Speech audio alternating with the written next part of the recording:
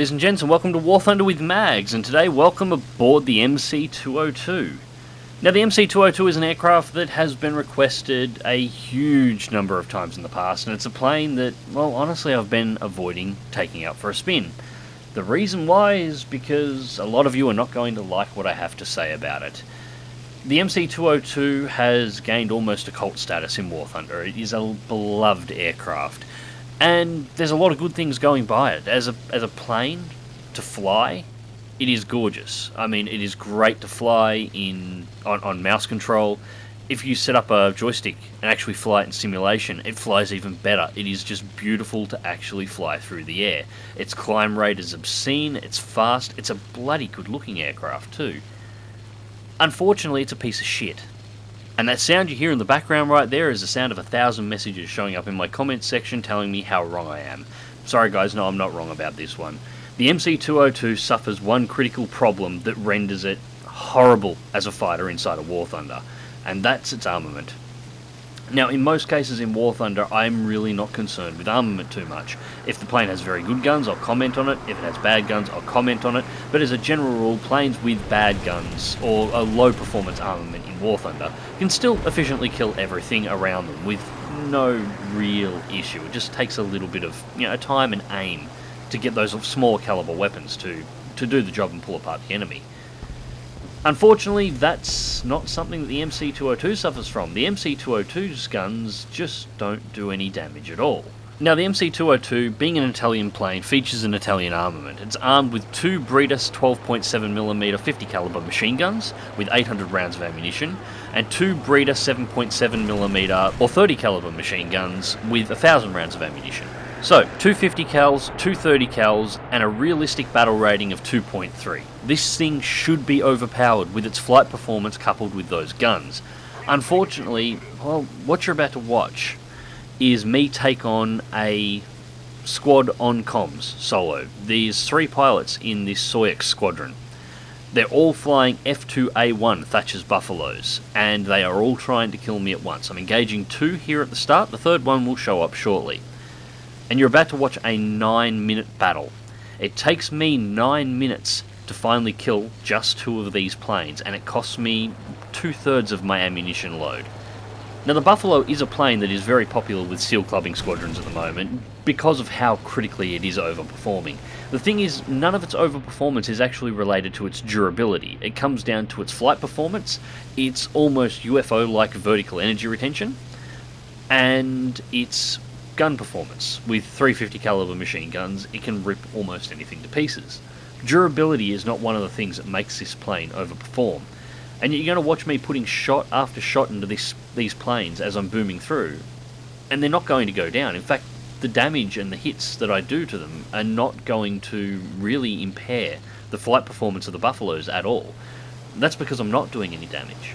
I remember reading an article on Reddit about 12 months ago where somebody went through and actually tested the machine guns within War Thunder, and they found at that time that the Italian machine guns consistently did less damage than any other weapon in the game. And by that I mean the Italian 50 caliber machine guns were doing less damage than any other nation's 7.7 or 7.62mm machine guns. In fact, if I remember the article correctly, I think they found that the 7.7mm machine guns fitted to the MC.202 were actually doing more damage than the 50 cals at the time.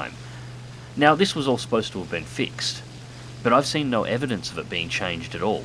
Now, this lack of firepower becomes a major issue when you start to consider how the MC.202 fights. This is a plane that can get to altitude incredibly quickly, can hold altitude with no issues, has incredibly high vertical energy retention, has a very good dive speed, and has a very high level flight speed and energy retention out of a dive. This is a plane that once you've got it at altitude, you boom targets and then just pull back to its original altitude. It's beautiful.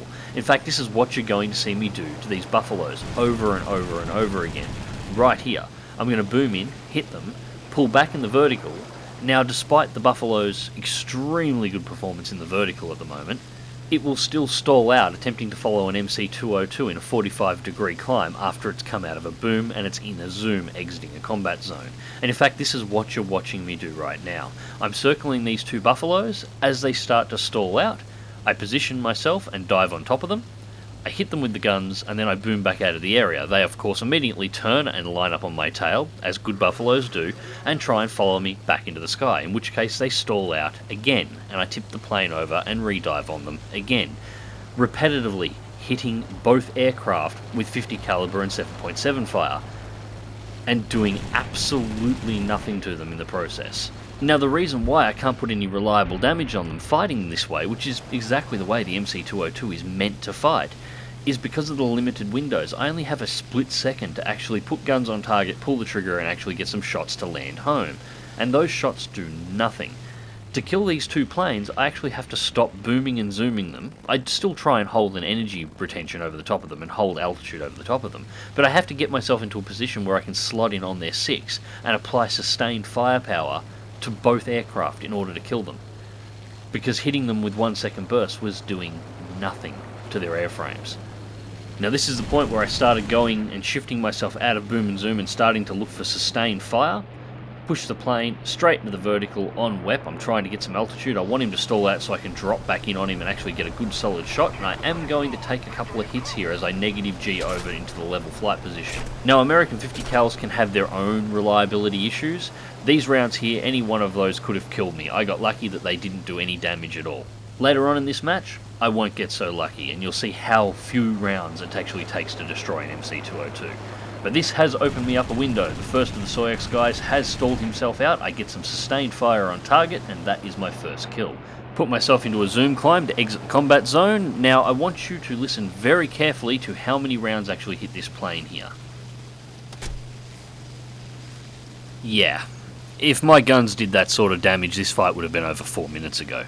Now, I am using the Italian air target belts that was supposed to correct this problem on the 50 cals. I'm also using Omnipurpose on the 7.7 belts, as it seems to be the only belt that gives the 7.7s any chance of doing real damage. Another diving pass on a Buffalo, another big hit, and again, no effect. However, this time, this is going to give me a little bit of an advantage, because what has actually happened here is that Buffalo has just about chewed himself out of ammunition. So he's going to start running all the way back to his runway to try and find more bullets. And another big hit of 50 caliber round straight to the right wing on the Buffalo, and again, no effect. It just keeps flying. Now, historically, the Brita machine guns that were equipped to the MC.202 weren't great. They generally had a low muzzle velocity. They also had a fairly low rate of fire. But the damage levels we're seeing in War Thunder is just obscenely low, even when taking into account those shortcomings. Pulling back into the vertical, trying to climb away from the Buffalo again, I'm trying to trigger another stall out. I want to keep him looping and yo-yoing all over the sky, completely under my control. He's dived away and going back for the runway, making the run, so I'll tip the plane over and get ready to dive back in. Our friend is diving away rapidly, so putting the nose straight down. There we go, we lost the red box as he's diving towards the trees. I'm going to continue the dive through, just positioning on where I think he's going to be.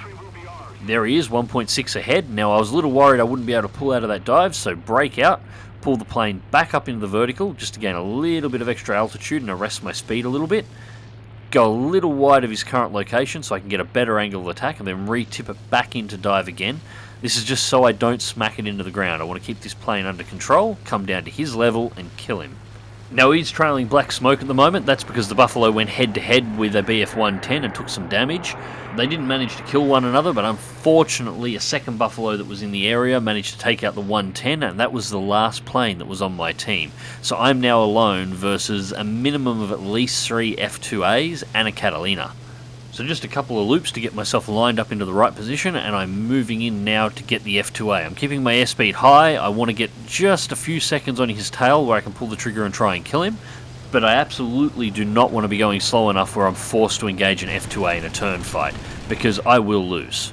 Another solid burst and more hits, and again, he keeps flying. At this point, I've spent almost half of my ammunition load and still haven't managed to kill this guy. Tip the plane over again. Another big hit, and again, no effect. He just rolls out of the way. So once again, just to open up the throttles, pull the plane into the vertical, keep the WEP on. I've got an overheat timer running at the moment. I can't worry about that now. I need to use the WEP, otherwise this Buffalo is going to use the last of his ammunition to kill me. Tip the nose back down, and this guy's just showing off now. He's actually flying below the tree line down the road through the center of the forest. He knows my guns just are not doing damage to him. He's watching the shells just bouncing off his wings. More hits there. As he tips it over, I place it in the counter roll position and get more hits again. Pull straight back into the vertical, loop it over, ready to drop in on his tail. Now, I'm almost positive at this point the only reason this guy wasn't turning in to engage me in a close-in dogfight is because he's out of bullets. He's got nothing left to shoot at me. Otherwise, he could, in this current position, quite easily turn that Buffalo around, put 50 cal straight into my plane and kill me. And you can see in the way that the aircraft is actually flying that everything I've done to him so far has really had no effect on his flight performance at all. It's turning beautifully, it's stable, it doesn't appear to be listing in any particular direction. The plane is flying great. That Buffalo is having absolutely no problems despite all the hits that I've put into the plane. And there's another hit. And finally, I get enough rounds into the damn plane to actually get the engine to smoke. Try and put more in, get another hit. It's not enough to kill it yet. It is still flying. It's just now got a smoking engine. I'm down to just under a quarter of my total ammunition on the 50 caliber machine guns and just over a quarter on the 7.7s. But he's managed to make it to his base's AAA cover, so now I have a very limited window. If I don't kill him now, he's going to land and survive this, and I'm going to have to bug out. The AAA has already done additional damage to my engine. And finally, I get a critical hit, take out the pilot, and it's all over. So that's 3/4 of my ammunition load total for 2 planes. In the process, I've managed to take maybe 30 or 40 rounds total and a couple of light hits from AAA, and my plane is absolutely crippled. My engine's going to start overheating to the point it explodes. I now have to fly back to my runway. I do not have a choice here. I have to bug out and land, otherwise I'm not going to survive more than maybe another 5 minutes. Of course, I really didn't have to worry about that too much. About 2 minutes later, the last member of Soyek Squadron caught up to me in his F2A. Completely undamaged, he's been just shooting down bombers for the entire match.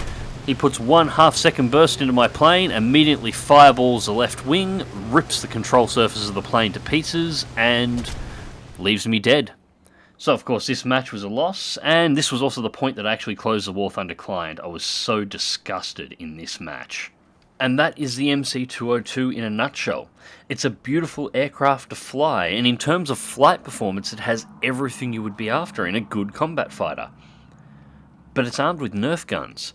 If you gave the MC.202 the armament of just about any other aircraft in War Thunder, this plane would perform comfortably at battle rating 3.7 to battle rating 4. That's how well this plane flies. But with these guns, it is not worth flying at battle rating 2.3. Instead of flying the MC.202, you could be flying the Bf-109E1, an aircraft armed with 4 30 caliber machine guns that all do more damage than the entire combined armament of the MC.202.